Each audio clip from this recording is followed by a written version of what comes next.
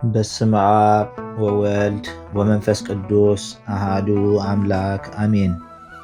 ስንክሳር ዘወርሃ ግንቦት ዕለት 24 ግንቦት። በዛ ዕለት እዚኣ ጎይታና ኢየሱስ ክርስቶስ ምስ ስድርኡ ናብ ምድረ ግብፂ መጸ። ሽዑ ንሱ ወዲ 2 ዓመት ህፃን እዩ። ቅዱስ ወንጌል ከም ዝበሎ መልአኽ እግዚአብሔር ንዮሴፍ ብሕልሚ ተራእዮ ተንስእ ነዚ ህፃንን ነዲኡን ሒዝካ ናብ ምድረ ግብፂ ኪድ ክሳብ ዝነግረካ ከዓ ኣብኡ ጽናሕ በሎ። ጎይታና ኢየሱስ ክርስቶስ ከዓ ምስጋና ንዑ ይኹን ናብ ግብፂ ምምጽኡ ምእንቲ 2 ግብሪ እዩ። እቲ ሓደ ሄሮዶስ ረኺቡ ምቕታል እንተሰኣኖ፣ ብዛዕባ እዚ እቶም ካልኦት እቲ ልደቱ ስጋ ምልባሱ መትሃትዩ ኢሎም መሓሰቡ ነይሮም። እቲ ካልኣይ ከዓ ሰብ ግብፂ ኣብ ማእከሎም ብዘይምምላሱ ጸግዑ ከይስእኑ ኣብ ምድሪ ግብፂ ብዙሓት ጣዖታት ስለ ዝነበሩ ነቶም ጣዖታት ክጸራርጎም ኢሉ እዩ። ትንቢት ኢሳይያስ ነቢይ እንሆ እግዚአብሔር ኣብ ቅልጡፍ ደመና ተወጢሑ ይመጽእ ኣሎ፣ ጣዖታት ግብፂ ኣብ ቅድሚኡ ራዕራዕ ይብሉ ኣለዉ ኢሉ ዝተነበዮ ምእንቲ ክፍጸም እዩ።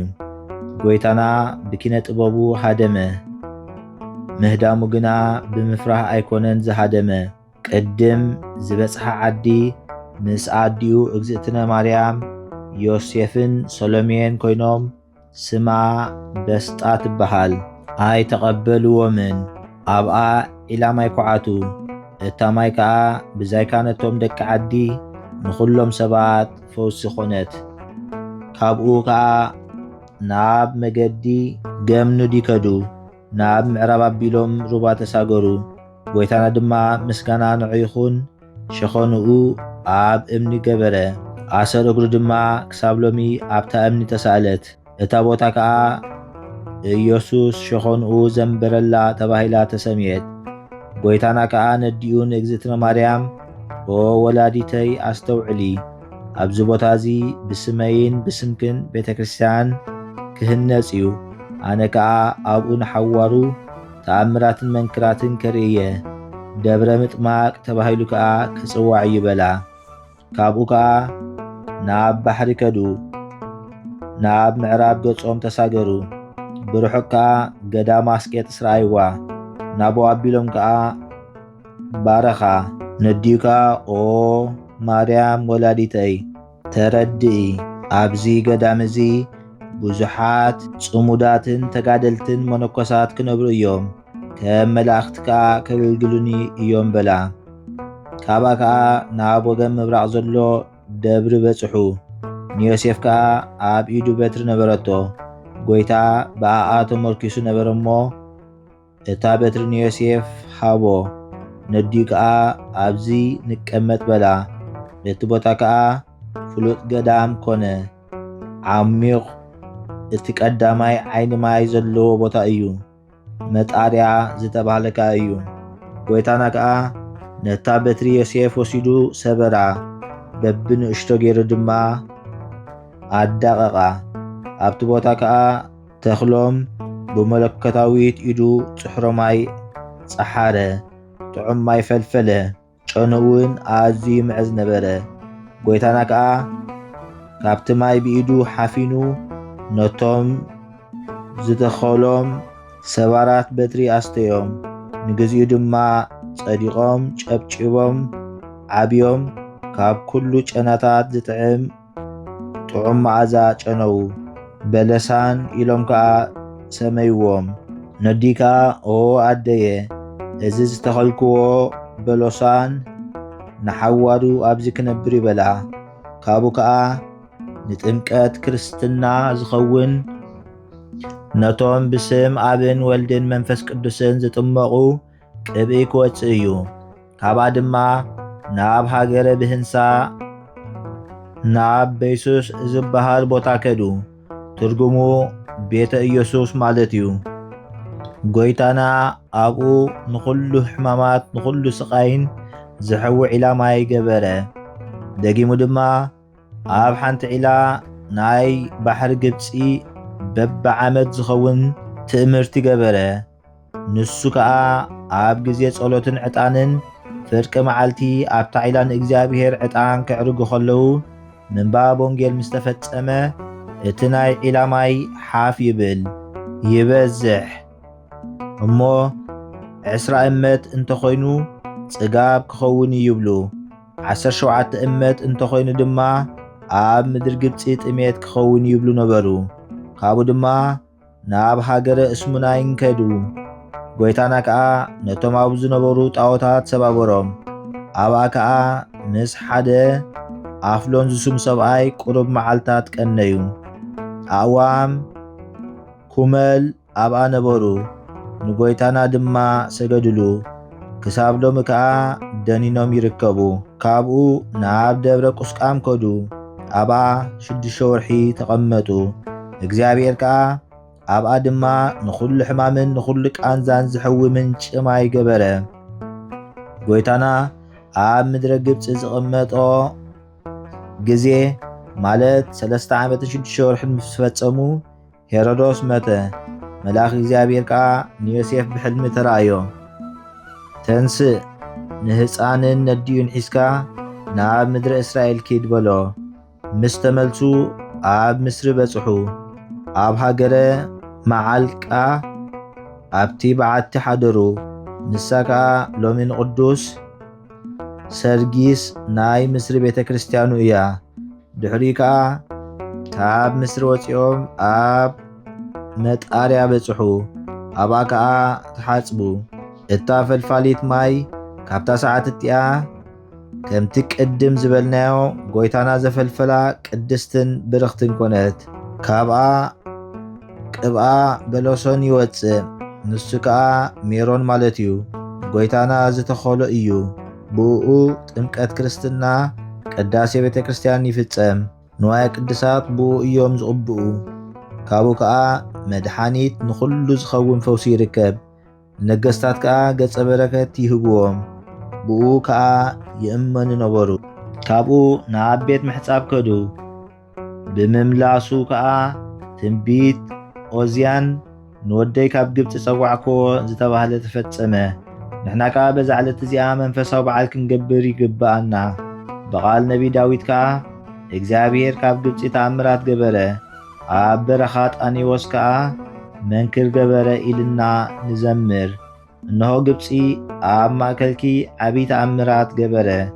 ንእግዚአብሔር ክብሪ ይኹን።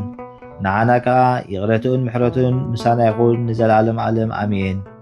ሰላም ለባኣተ ውስተ ምድረ ግብፅ ዘኮነ ቡልየ ሞዕል አምላክ በጊዜ ኮንከ ህፃነ እምበትረ ዮሴፍ አሚሃ ከመታረኢ ስልጣነ ገቢረከ በበስባር ሃበተከልከ መካነ ማኅተመ ቅድሳት ይኩን አውሃዝከ ሜሮነ። ሰላም ንእትወትካ ናብ ምድሪ ግብፂ ዝኾነ ቡልየ ሞዕል ጥንታዊ አምላኽ ኣብ ዝኾንካሉ ህፃን ካብ በትሪ ዮሴፍ ሽዑ ንኸተርኢ ስልጣን በበስባር ጌርካ ናብ ዝተኸልከየ ቦታ መካን ማሕተም ቅድስና ክኸውን ኣውሒዝካ ሜሮን። በዛ ዕለት እዚኣ ነቢ እምባቆም ሓደ ካብ 12 ንኡሳን ደቂቀ ነቢያት ዓረፈ። ሓደ መዓልቲ ነቶም ኣብ ግራቱ እኽሊ ዝዓጽዱ ዝነበሩ ዓጻዶ ክወስድ ኢሉ ብርስን ምስ ኣብሰለ መልአኽ ተገለጸሉ። እዚ መግቢ እዚ ነቲ ኣብ ሃገር ባቢሎን ኣብ ጉድጓድ ኣናብስ ዘሎ ዳንኤል ውሰደሉ በሎ። እምባቆም ከዓ ኦ ጎይታይ ኣነ እቲ ጉድጓድ ኣናብስ ኣይፈልጦን እየ፣ ንባቢሎን እውን ኣይረኣኽዋን ኢሉ መለሰሉ። እቲ መልአኽ ከዓ ነቲ መግቢ ሒዝዎ ከሎ ብፀጉሪ ርእሱ ሒዙ ናብ ሃገረ ባቢሎን ወሰዶ። እቲ በዓቲ ተዓጺ ከሎ ናብቲ ዳንኤል ዘሎ በዓቲ ኣእተዎ። እቲ መግቢ ከዓ ንነቢ ዳንኤል ሃቦ መገቦ። ሽዑ ከዓ እቲ መልአኽ ንእምባቆም ናብ ሃገረ ኢየሩሳሌም መለሶ። ብዕድሚኡ ከዓ ኣጸቢቑ ዓበየ። ደቂ እስራኤል ኣብ ምርኮ ምስ ተመለሱ ቤተ መቕደስ ሃነጹ። እምባቆም ከዓ ሽዑ ናብ ቤተ መቕደስ ኣተወ። ብዓብይ ሓጎስ ተቐበልዎ። ቤተ መቕደስ ሸሊሞም ከዓ ትንቢቱ ክሰምዑ ተኣከቡ። ብመንፈስ ቅዱስ ኣፉ ከፊቱ ከኣ ኦ ጎይታ ድኻምካ ሰማዕኩ እሞ ፈራህኩ ግብርኻ ርኤ ድማ ተደነቕኩ በለ። ብዛዕባ ሥጋ ምልባሱን ብዛዕባ ኣብ ቤተልሔም ናይ ይሁዳ ልደቱን ተዛረበ። እግዚአብሔር ካብ ደብረ ፋራንን ካብ ኣህጉራት ይሁዳን ክመጽእ እዩ እናበለ ተነበየ። ካብኡ ክሳብ ፍጻሜኡ ትንቢት ተዛረበ። ንሱ ከዓ እታ ትንቢት ኣብ መጽሓፍ ነቢያት ኣላ። ኣብ ኢየሩሳሌም ተቐመጠ። ሓንቲ ካብ ደቂ እስራኤል ዝኾነት ሰበይቲ እናበኸየት ናብኡ መጸት። ክልተ ደቂ ነይሮምኒ ጣዖት ከምልኹ ደለይዎም። ምስ ኣበዩ ከዓ ቀቲሎም ኣብ መገዲ ደርብዮሞም በለቶ። ንሱ ከዓ ናብቲ እቶም ቁትላት ደቃ ዘለውዎ ምስ ኣከደ ንእግዚአብሔር ከዓ ደቃ ንዛ ሰበይቲ ከተንስኣላ ለመኖ። ጎይታ ከዓ ልማንኡ ሰሚዑ ነታ ሰበይቲ ደቃ ኣተንስኣላ። ግዜ ዕረፍቱ ምስ ቀረበ ኣዝማዱ ጸጒዑ ከም ዝዓርፉ ነገሮም። ንሓደ ሰዓት ዝኣክል ንላዕሊ እናጠመተ ጸንሐ። እንሆ ከም ናይ ኢድ ሰብ ዝመስል ዓብዪ ቅልጽም ኣፍ ደገ ገዛ ከፊታ ኣብ ላዕሊ ወረደት። ኣብ ኣፋ ተዘርጊሓ ከዓ ነፍሱ ተቐቢላ ወሰደት። ኮነ ድማ ብዘመነ ክርስቲያን ንጉስ አንጦንዮስ ገድሉ ምስ አንበበ ኣብ ደቡብ ግብፂ ኣብ ሃገረ ቁንስጣ ቤተ ክርስቲያን ሃነጸሉ። በዛ ዕለት እዚኣ ከዓ ተቐደሰት፣ ተመረቐት። በረኸት ኣምላኹ ምሳና ይኹን ዘለዓለም ዓለም ኣሜን። ሰላም እብል በመዝሙረ ማህሌት ወመሰንቆ ዘነጸረ አምላክ ማእከለ እንስሳር ረፊቆ ለዝእምባቆም ከመ መንፈስ ቅዱስ አጠየቆ እድ ብርሃናዊ ጠፈረ ቤት ሰጢቆ በዛት ዕለት እምዓለም መጠቆ። ሰላም እብል ብመዝሙር ማህሌት ምስ መሰንቆ አምላኽ ንዝረአየ ኣብ ማእከል እንስሳ ተቐሚጡ ነዝእምባቆም መንፈስ ቅዱስ ከም ዘረድኦ ብርሃናዊ ኢድ ናሕሲ ገዛ ሰንጢቑ በዛ ዕለት እዚኣ ካብ ዓለም ወሰዶ። በዛ ዕለት እዚኣ ኣብ ቁልጣ ሰማዕትነት ተቐበለ። እዚ ቅዱስ እዚ ካብቶም ናይ ሃገረ እንጽና ክቡራን ወገን እዩ። ካህን፣ ሓኪም፣ መስተውዓሊ ሰብ እዩ። ኣብ ልዕሊ ኩሎም ሕሙማት ጽቡቕ ይገብር ነበረ። ነቶም ናብኡ ዝመፁ ሕሙማት ከዓ ብዘይ ክፍሊት ይሕውዮም ይሕክሞምን ነበረ። መሊሱ እውን መግቢ፣ መስተ፣ ኣልባሳት ዘድልዮም ይህቦም ነበረ።